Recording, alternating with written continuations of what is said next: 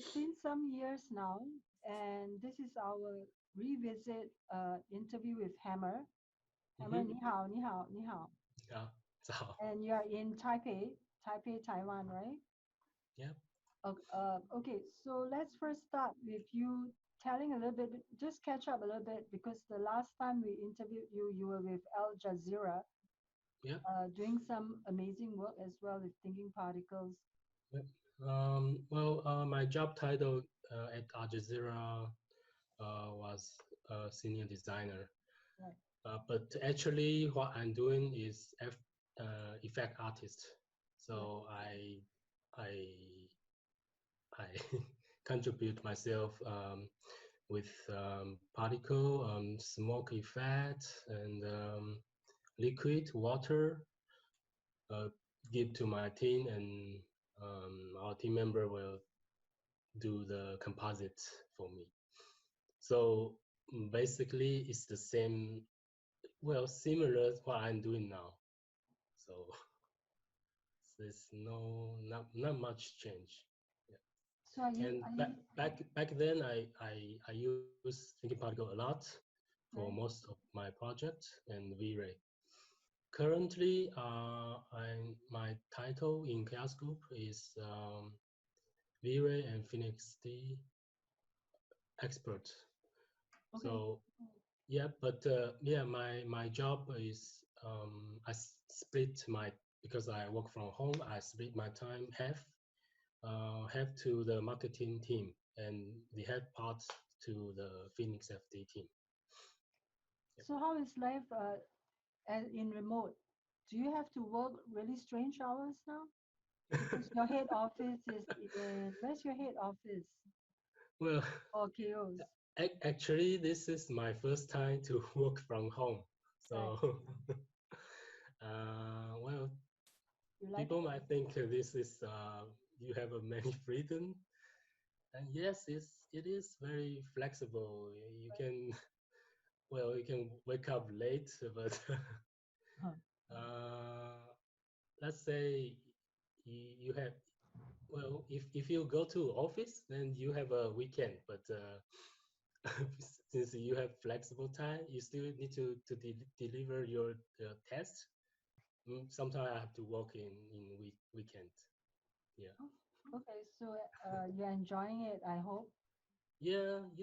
This is actually it's good for family. If we want to go out, then it's easier to manage my time.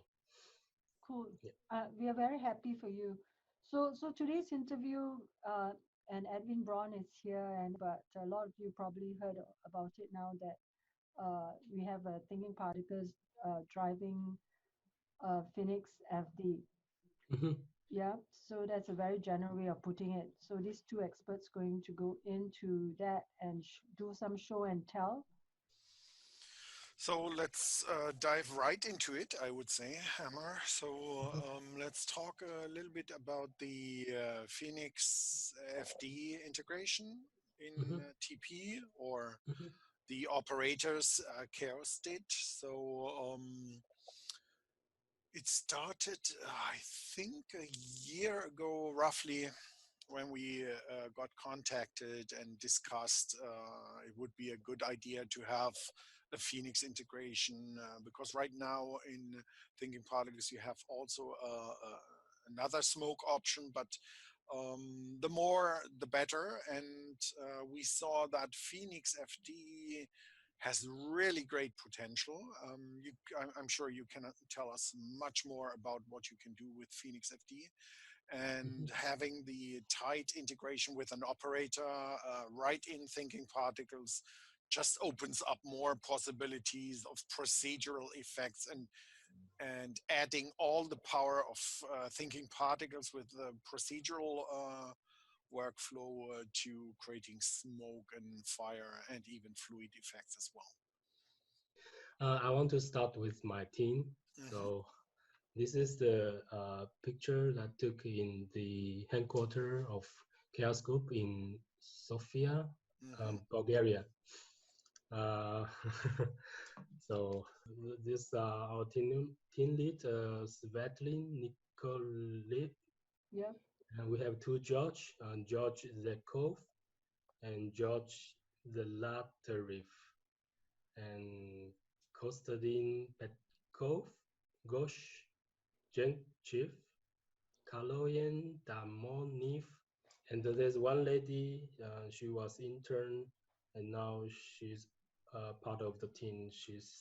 Her name is Slavina Nikolova. So from Phoenix4, we integrate with ThinkingParticles. I want to show you some of my work. So actually, I integrate. I mean, I create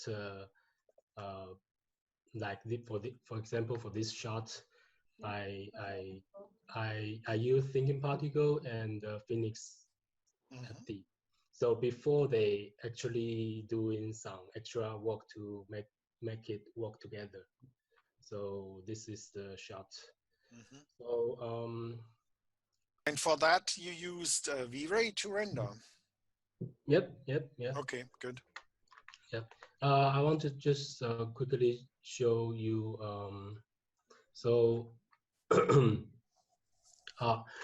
so before our team do any extra work for the integration, how can I use ThinkingParticles with Phoenix? In ThinkingParticles, you have this feature in the dynamic set. You have this group of object. I use this feature, so when I enable this feature, the Phoenix liquid is able to collide with ThinkingParticles because it's act as a geometry. So that's very basic. You can say it's interaction. But when it comes to like a more complicated thing or more advanced setup, for example, in here, when the building collapses, you have this fracture, and you want the smoke only emit from the section of the fracture. So meaning that you want to restrict the emission from the, for example, if I set the interaction to section to ID2, then it will emit only from ID2. So this take extra work for Phoenix and ThinkingParticles working together. Yeah. Okay. And this tutorial file is available at the Chaos webpage, right?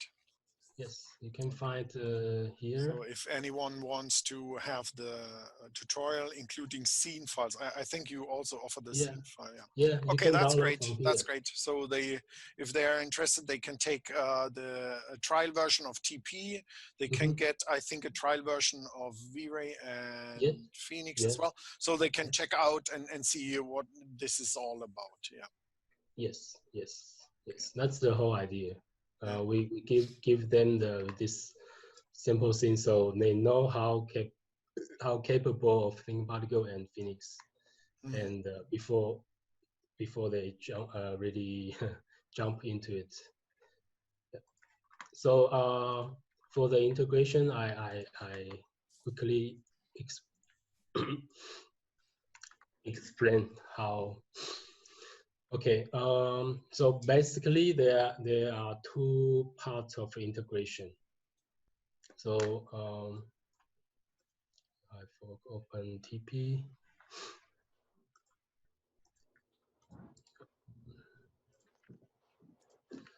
So after you install a latest version of Phoenix, you can see a new operator in here.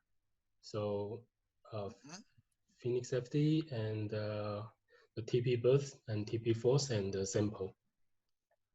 So those are operator. When to use this is after you simulate the fluid with PhoenixFD, then you use TP to integrate it. So this is the direction of integration. And then I will explain the other part, the other direction. You take the information from ThinkingParticles, then you simulate the PhoenixFD. So it's both directions is possible. Yeah. But so this for using the operator is from Phoenix to ThinkingParticles. Yeah. So you could use the simulation to create particles and drive the particles based on a Phoenix simulation. Yes, correct. Yep.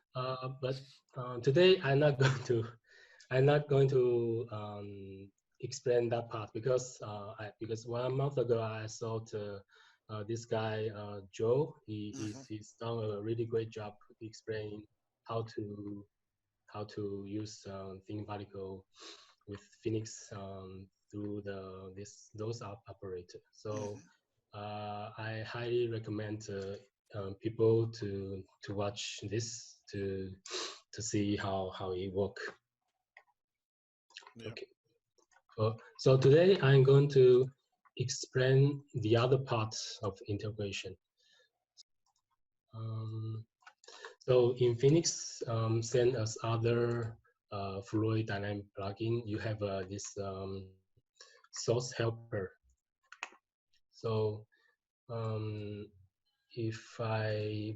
example, if I create a ThinkingParticles here, then I can pick up the ThinkingParticles node. So this is new things. Before we don't have this, and now you can select the ThinkingParticles, and it will pop up this dialog and ask you which ThinkingParticles particle group you want to select as a source.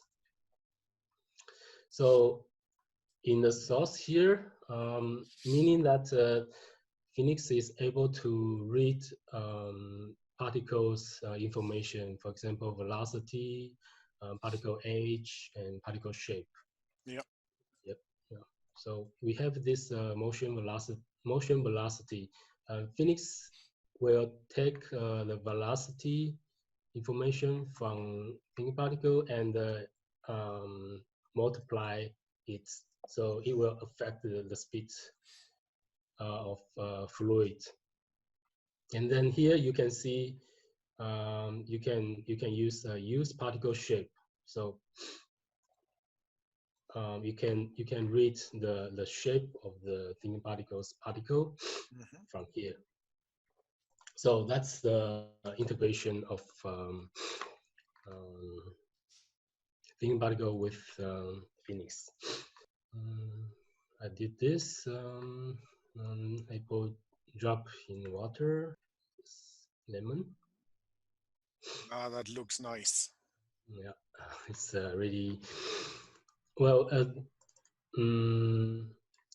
I create this not only because the interaction of the liquid and the reggae body, but also I want to give it a stress test to see how heavy the thing can be. So just to show you the capability of Phoenix, I also create this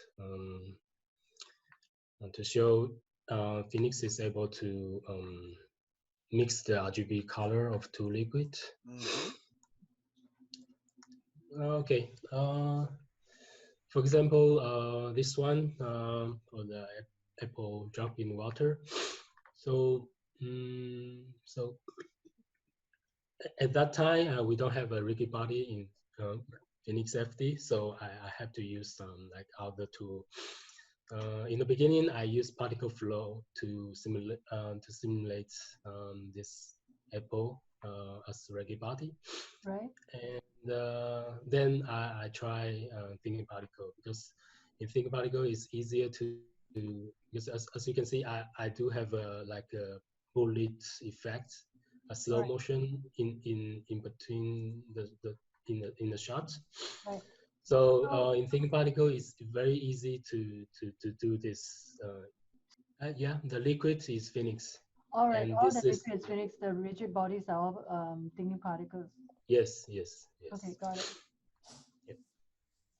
Yeah. Actually, I think I have a tutorial for this.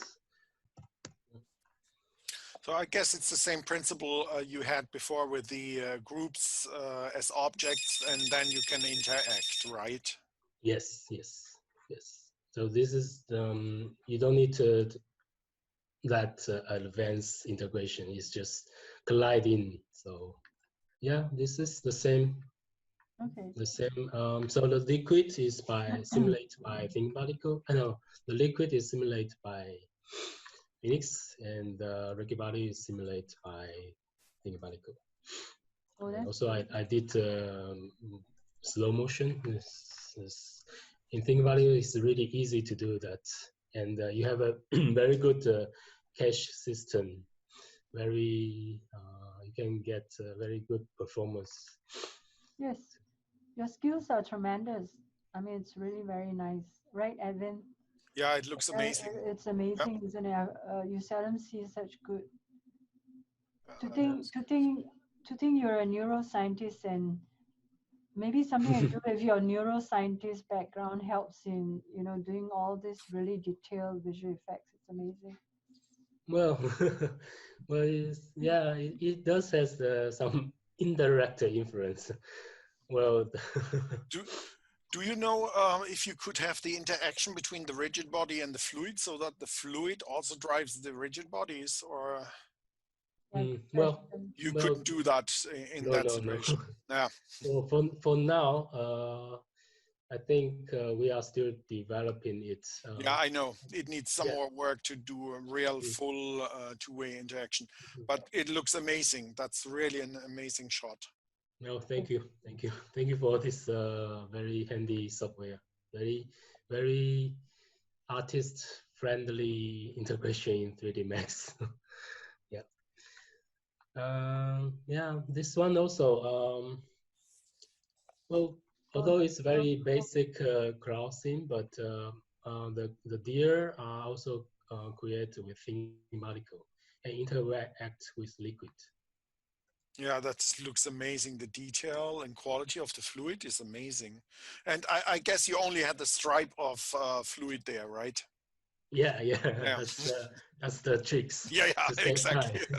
Yeah, but it looks amazing. The resolution there with the little splashes, I love it. Yeah, it's very thank you. This one is with the foam. You can see the foam detail, and this one is without the foam. Yeah, this is amazing. Yeah, that's good. I'm surprised you didn't go into films. Like you have such great skill, but you never attempted to do film, like movies and. Actually, I was thinking, and also people invited me, but in the end, I didn't choose that path because I know for film is like you have to the contract is always like 3 year or 5, I don't know, 5 year, and after the project ends, you need to find a new new job. So frankly speaking, for families, it's not. I think Edwin and I agree that it's best if you stay in Chaos. It's so much more better that we can integrate more things together. Yeah, for people, I think they went to those visual effect company. They work like 3 years and they got the credit about the IMDb. So they will come back to their home to start their own studio. So that's okay. Let's see about your artillery project, I guess. Okay, let me just play the animation. Yeah. This is the artillery explosion I'm working on for a tutorial. So the tutorial is almost finished. It just take time to for our colleague to do the proofreading before it published.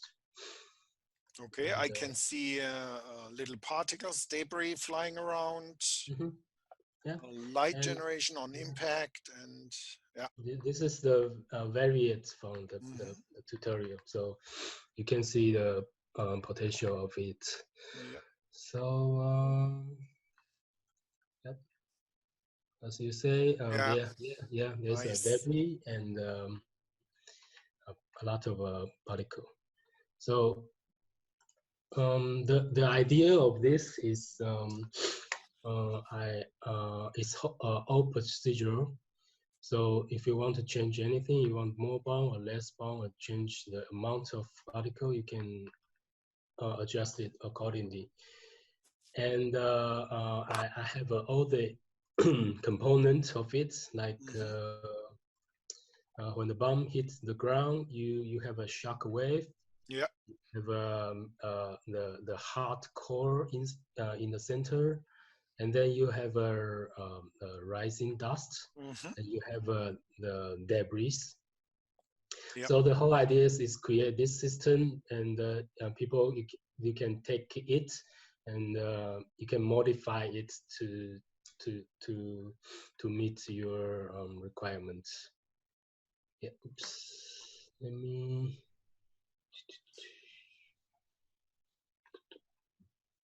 Let me open the scene first.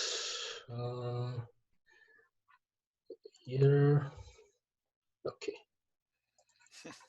Nice. I love the preview in the viewport. That's really good. I like it very much also. That's good. I was using PhoenixFD when I was at Al Jazeera, and I think since then the Phoenix is improved a lot. You have Phoenix that you can directly show the preview in the viewport. It's really handy. You can turn it off and turn it on. Yeah, that's good. Yep. Okay. Let me show you my ThinkingParticles setup.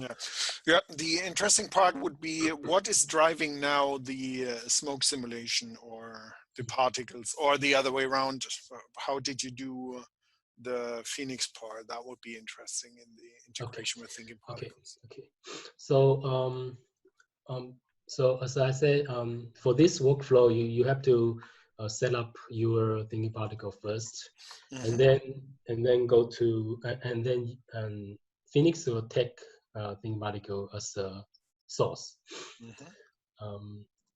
So this is my setup. It looks like it's a very many particle group, but actually the whole idea is really simple. Okay, let me start with this one. So the whole idea is you begin with the bomb. When the bomb hits this ground, and the bomb will generate a helper geometry. Yeah. It can be a cylinder or sphere or half sphere. And then based on this helper geometry, on the surface of the helper geometry will emit particle. So that's the whole idea. That's simple.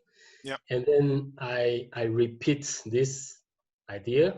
I create many components all the same.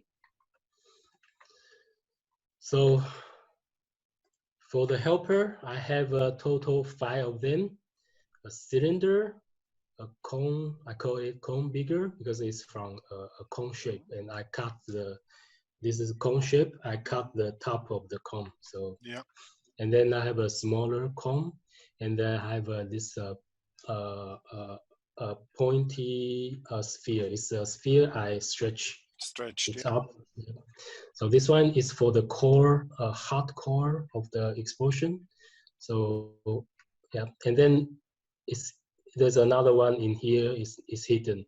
It's a half sphere. I scratch it. Yeah. And those objects just define the volume boundaries, right? Yeah, those objects is help to let me show here. For example, for this cylinder, I emit a shock wave particle from here. So those geometries to help to decide the direction of the particle. So actually, I use this cone shape to determine the slope of the direction. I like this method because it's really artist friendly, and I see some other people when they create this effect, they use really complex math. They used to they calculate the vector, and I really in TP you can do that, but in here I use this very straightforward. It's efficient, and you see what's going on. That's good. Okay. Oh, you even got reference images of explosions. I will explain it. Okay. Where? Okay. So so now you know my workflow. We need to create like 1, 2, 3, 4, 5, 6, 7, 8, 9. So I have total 9 type of particle to create, and all those are generated from the 5 different helper geometry I explained earlier. And I also give them a different wireframe color, so you can easily to recognize it in the viewport. And for each one, I have a geometry instance. For example, this one I have a different size, different shape of a rock, and they will use as geometry for the debris. I try to keep it then very low resolution because this is a simple thing for user. They just want to know the workflow. I don't need to make it too complex. But just to show people, but actually ThinkingParticles is able to use really heavy complex geometry. And just to emphasize that in explosion you have many components. You have this V dust.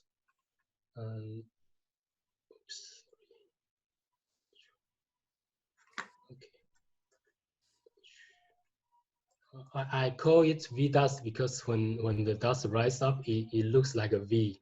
So that's why I call it V dust. I thought it's because of velocity. Okay. Faster dust that creates long, stretchy things. But you're right; it looks like a V.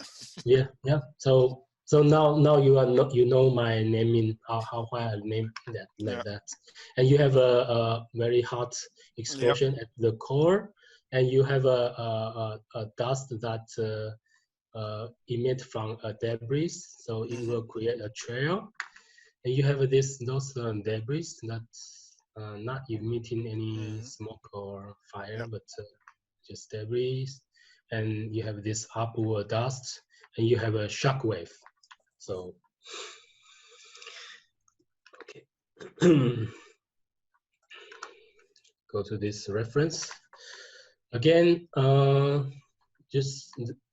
I always begin with the reference to know better what I'm trying to do. So again, you can see the rising dust have each one have different angle, and this one have this lower angle and this higher angle, and you have this trail from the explosion. And for this picture, you see different color in the smoke. In Phoenix, it's very easy to create smoke with a different color. Okay, so let's let me go through my dynamic set. Okay, so The first one is very, very straightforward, very basic. I emit the bomb. The bomb is emitting from a surface. Is the scene at the top. I have this plane. The bomb is emitting from this plane. Okay. So I think sorry about that. And okay. And once the bomb hits the ground plane, I set it to die, so no longer the bomb. And then I use deflector, and it generates those helper geometry. And I also use alignment. So if it's a bumpy terrain, the helper geometry will align to the different angle. Okay, these are all the objects you just explained: the cone, the cylinder, the sphere, and all this. Yes.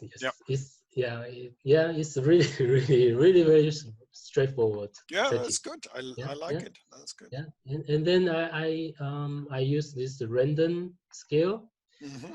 For example, if I have this cylinder, if I give the different scale, it will change the slope. Yeah. So this will help us to create a different kind of explosion. Yeah. Yep. Okay. So once the bomb hits and generate helper geometry, I will emit particle from the helper. Here I use the metal wave because it's really easy. It will take the normal direction of the helper. So it will emit in the direction of the helper. And then I give it a very simple shape. Yeah. Because when I do the render, I turn on motion blur, and people will not see this cube shape. Yeah. Also good for sample scene. For people, I think the size for this sample is less than 1 megabyte. So okay, nice. Very fast to download. Yep. Even smaller than a picture. Yep. So again, it's the same pointer geometry to generate the core explosion. Yeah. And same for falling dust, and same for the falling dust again. Because it will fall down, so I add this for gravity, and it will collide with the ground. Yeah. Okay, and then this is the V dust. It's a little bit different, but I will explain here. Okay, so because for the V dust, I would like to have this. I don't know how you call this. This cluster of dust. So it's kind of thick, but in a different direction. So how I create it?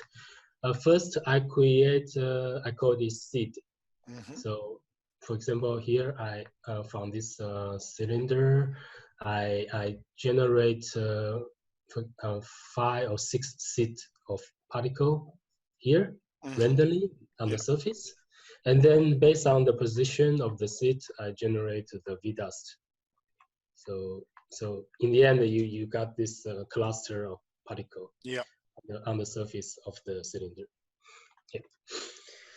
And then I not only create one group for V dust, I create 2 groups, one called A and then the other B. Why I do that? Because here you see for the rising dust you have different color. Okay. So that's why I create 2 different V dust. For V dust A, you have this light brown color, and dust B, you have a darker brown color. Yeah. When they emit, they will mix the RGB color together. Okay, so so that's why here I I create V dust A and then V dust B. So Yep. basically they are the same, just slightly different. This for the seat. So based on the position of the seat, I randomize it a little bit, and then I create the actually V dust A and V dust B. Yeah. That's Okay, it. that's good. And then the shock wave is really simple, just emit from a cylinder.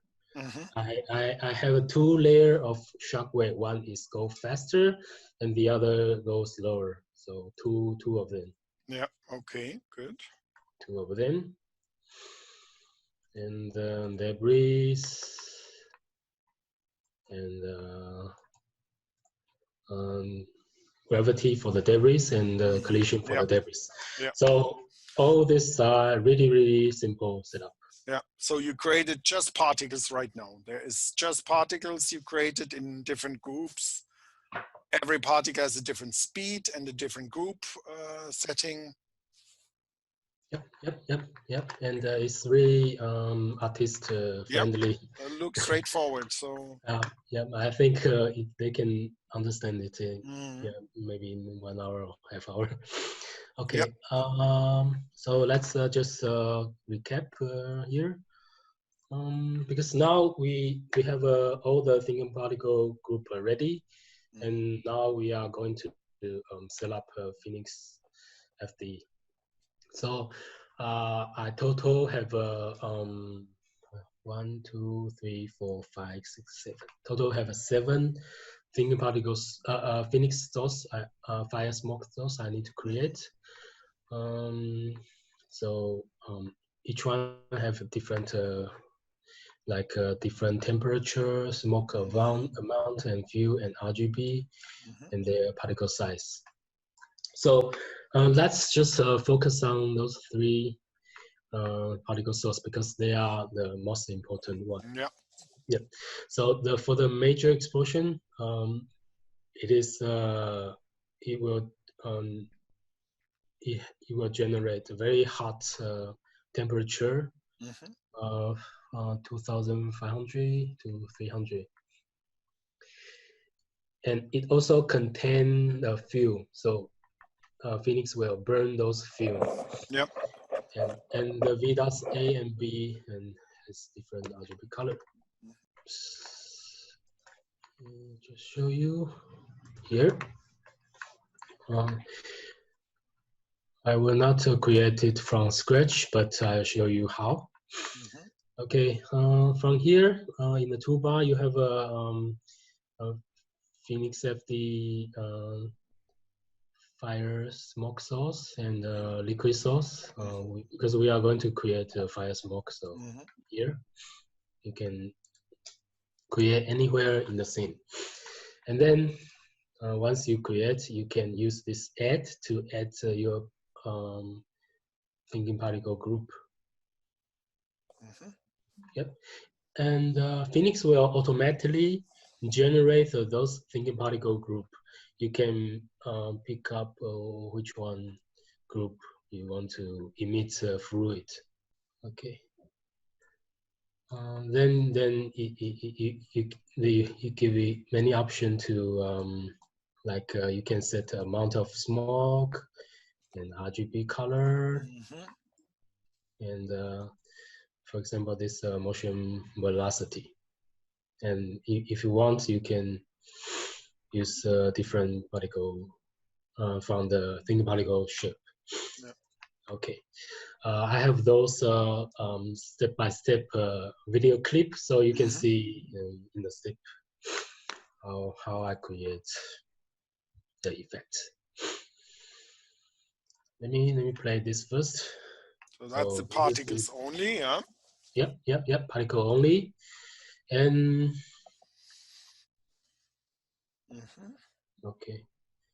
So during the R&D phase, I will focus on only one single explosion because this will save a lot of time. I don't need to have a very big volume. I just restrict to here.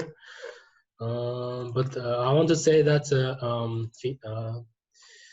Phoenix, for the grid setup, you have this adaptive grid. So you can, so in the beginning, the grid size is like this, is in this purple color, and the grid will grow bigger as the smoke emits.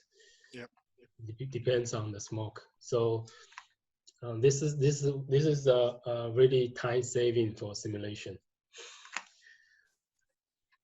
Okay, this is the first step. As you can see,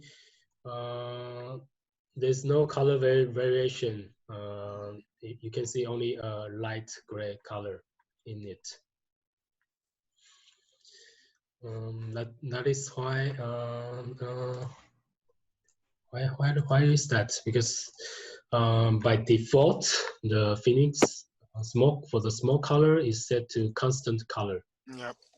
Yeah. So you only got this gray color. The second step, I change the color to RGB color. So Phoenix will. Yeah. Now you get some shading. Yeah. Yeah. You can see some shading in here. And the explosion in the center. So Phoenix, let me see here. There's a roll off of fume, and you can enable the burning. So it will burn the fuel. Depends on the what temperature, ignite temperature you have in the scene. Yep, that's it. And then well, in this step, I think the smoke is rising up too fast. So I adjust the buoyancy of the smoke. And also in the beginning of the dust, it looks too regular. I need more noise in the smoke. Yep. So here, as you can see, this because the buoyancy now is to -2, so the dust is falling down a little bit. Yeah. And you see a little bit noise here. Yeah. So how do you control for how long the particles are a source for the PhoenixFD? Because you only take the initial when the V comes out, and from then on it's just a fluid simulation. So the particles could travel, or you could kill the particles. I guess do you kill the particles after that, or? Yeah, I do kill the particle, but sorry, this is very important, very good question. In here, for the fire smoke source, I animate the inject power. So, yeah. A little trick, okay. No, actually, this is very basic. Sorry, I forget to mention this. You need to animate the inject power of your particle. Yeah. And this is one thing. Check my mouth. So the question is, for how long do you usually want to have the particle as an emitter for the PhoenixFD, or as a source for Phoenix in the simulation? How long? Yeah, you could have it for all the frames, right? Then it would create smoke all the time when you don't kill the particles, right? But you want to just have the initial stuff and then let the simulation go on. Yeah, it depends on which type of smoke. For example, if let me show you the reference. Yeah. For this type of trail, it has to be go out and up. So basically, you don't need to animate its inject power. Yeah. But for explosion, because for each explosive, you only have a limited amount of fuel. So it's reasonable to keyframe those fuel amounts. Okay, good. Yeah, very good question. Since we are at this, I want to show another very important feature of Phoenix. Okay.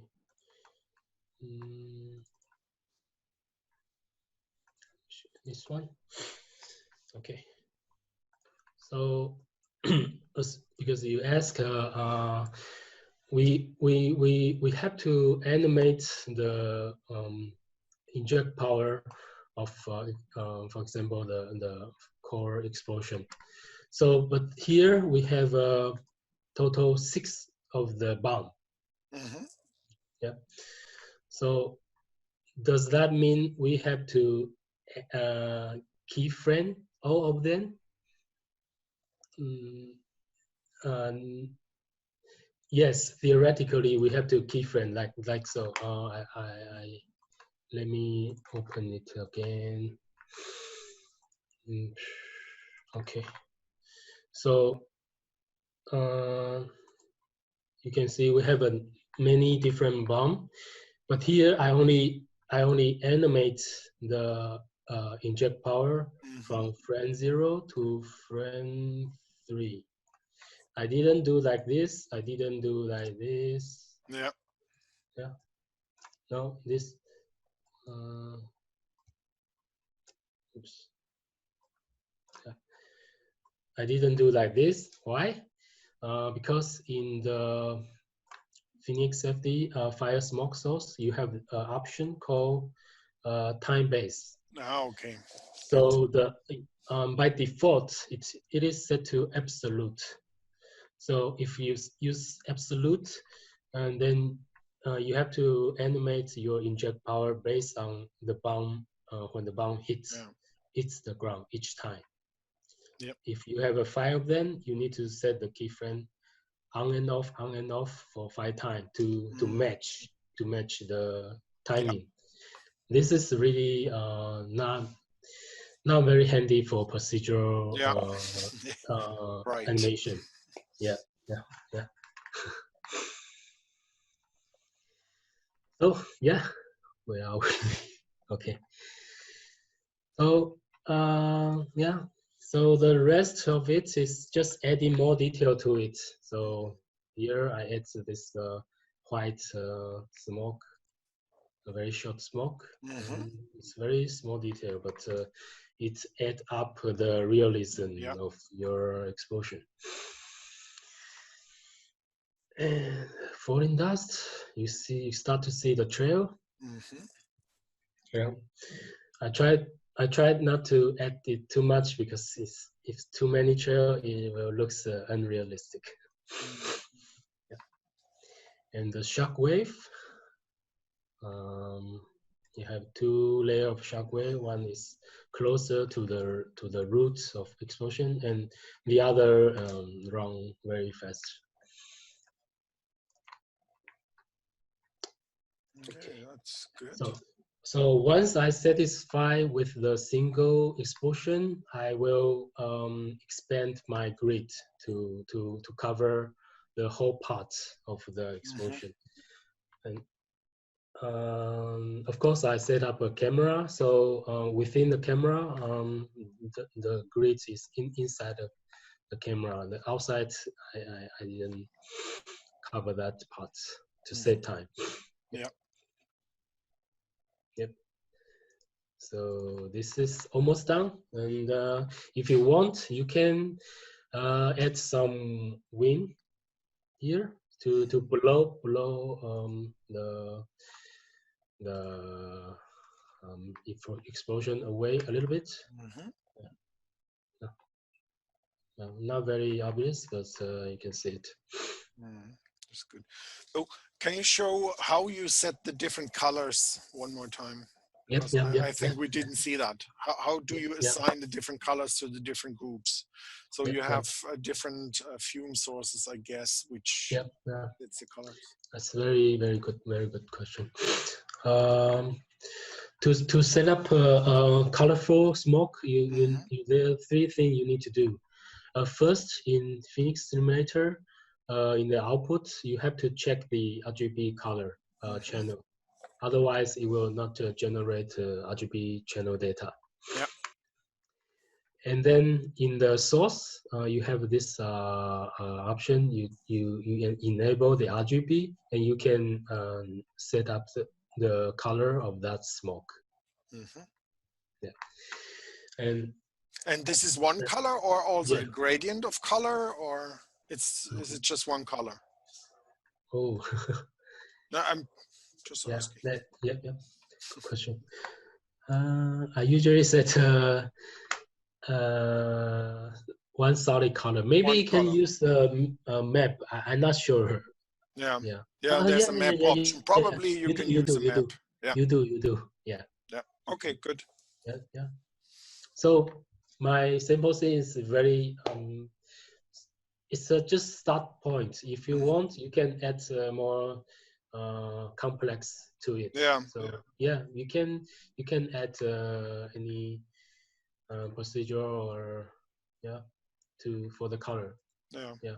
So here for each source, I set up different color. Yeah. For the shockwave, different color. Here in this table, you see I give the RGB number of each. Yeah. Okay. So I didn't mention here. We have in a rendering section, you have a volumetric option. Yeah. Okay. If you are if you import other simulation file, you can import simulation file from FX and even Houdini or Maya, and we do have a preset for the color and gradient theme. Yeah. So here you can set up the detail for fire and smoke. Here is setting up for the RGB color. Yeah. Okay. RGB color. And you can see we have many advanced control it. I think this is the one of the good thing of Phoenix. It does give you many advanced feature, yet it also give you some option that is artist friendly. For example, for this we have this physical base control. You can if you want more physical base for the explosion, the looking, you can set it to 1, or you can tune in the amount by lowering this down. Yeah. Yeah. Okay, that's great. Yeah. So in this example, I do use that physical base option here for the shader. Yeah. Okay. What else?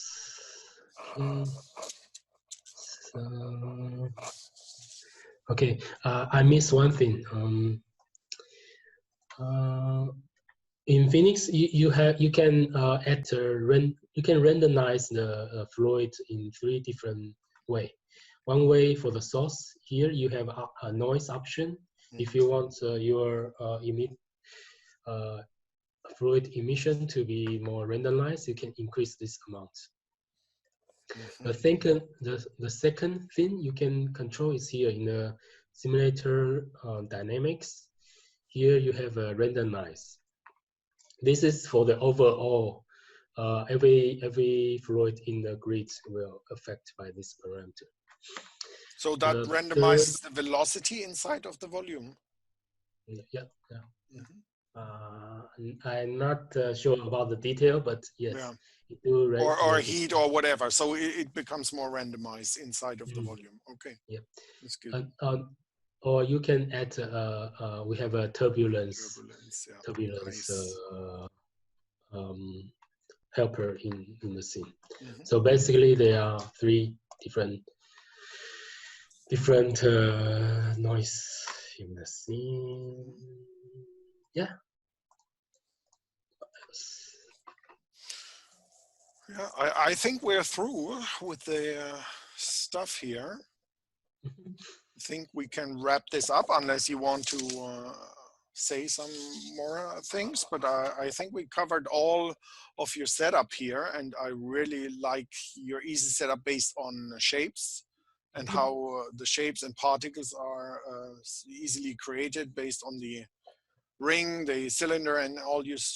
I think that's a clever idea. It's very fast, very efficient setup, and it's flexible, so you can adjust anything at any time, and it's really procedural and very fast. So I like your setup. That's very good.